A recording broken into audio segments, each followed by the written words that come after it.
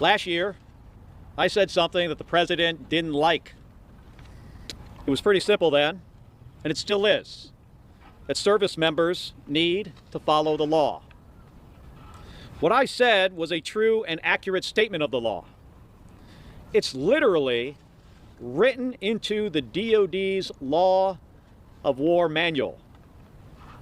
That's the same law that I was trained to follow, and that these veterans standing with me today were trained to follow. And it's the same law that every veteran is trained to follow. And in response, the president said I should be prosecuted and hanged. Then he tried to throw me in jail. And then Pete Hegseth, the Secretary of Defense, tried to censure me, demote me, and take away my pension. All for something I said that I had the right to say as a senator, as a veteran, but most importantly, as an American. But we all understand that this is not about me. They're trying to send a message to other retired veterans, and really, to all of us. If you say something that the president or this administration does not like, they're going to come after you. The president is trying to silence us. And I can't think of anything that's more un-American. Just like these folks behind me, I signed up to serve our country and protect our freedoms, including the freedom of speech. Most of us joined to be part of something bigger than ourselves, to protect and serve the country we love. I know Donald Trump doesn't understand that. And he doesn't understand us.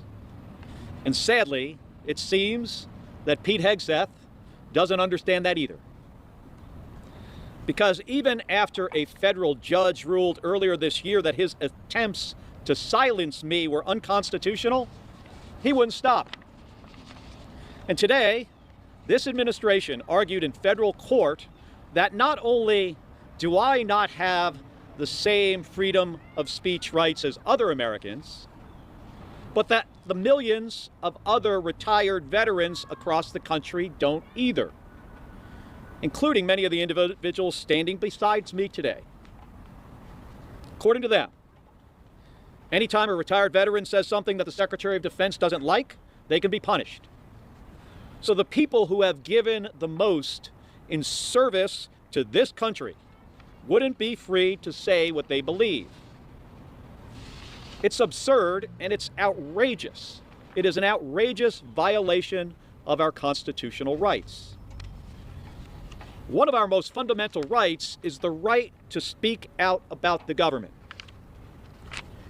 It's the right that guarantees all others. And it's how we hold our government accountable. And it's especially important right now. Donald Trump is 2 months into a war with Iran that he started without a strategic goal. 13 Americans have died.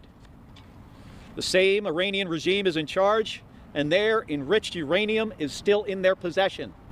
The Strait of Hormuz is now closed, and Americans are suffering with skyrocketing gas prices. And without any explanation from this president of what this war is trying to achieve. The worst part of it is that Pete Hegseth recently requested $31.8 billion to fund this war, and has absolutely no idea, no plan how to end this war, when he will make a decision in order to help the U.S. military see the end of the tunnel. He will be spending a lot of time in rebuilding, replenishing those arms, and he'll be spending a lot of money for those arms, which is okay. But Mark Kelly pointed out that Pete Hegseth doesn't have any plan at the end of the day. He doesn't know how to find an off-ramp, how to defeat the enemy. Who better to speak out and share their perspective than the people who served? Retired military members who understand the risks and sacrifice of sending brave Americans into combat, who understand how to use combat power, but also understand its limitations, and also who have seen the mistakes of past administrations that thought wars could be fast and simple, only to get bogged down for years or for decades. Retired veterans have always been an important part of our democracy. And that's exactly why I am not backing down.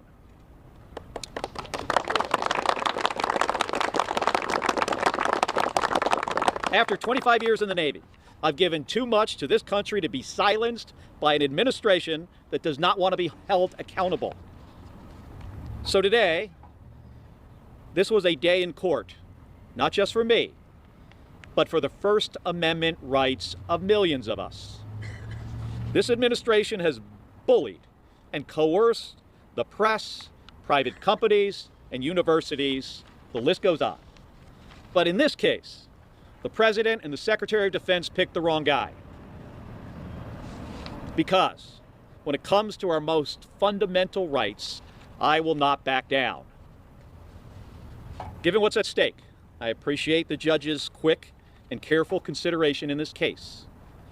We have the Constitution and the law on our side. And I've never been more confident than I am today, standing here with my wife, Gabby, my daughter, Claire, and the guy who I flew almost all my combat missions with, Paul Fujimura, but also with these brave men and women who served our country. Don't give up the ship.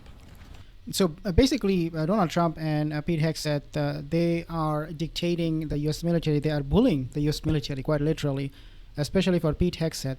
And the military is feeling the heat. Military is now not taking this BS anymore from Trump administration. This is why you have reports that said that Donald Trump doesn't get briefed by the U.S. military about Iran war situation. Why would he be briefed? He's a completely unhinged person, doesn't know what he's doing, doesn't have an off-ramp, without any plan. He just went into Iran.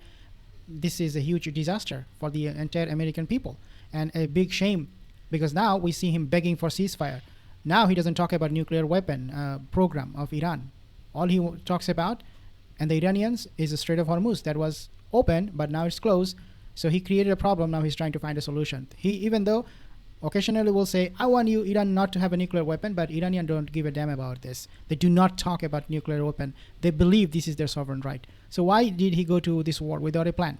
Well, it was for a PR stunt. He thought it will be another Venezuela, and he will be very, very famous in America. People will remember him as the most successful president militarily. And so now he is stuck. I'll give you more updates, guys. Thank you so much for joining. Subscribe for more videos.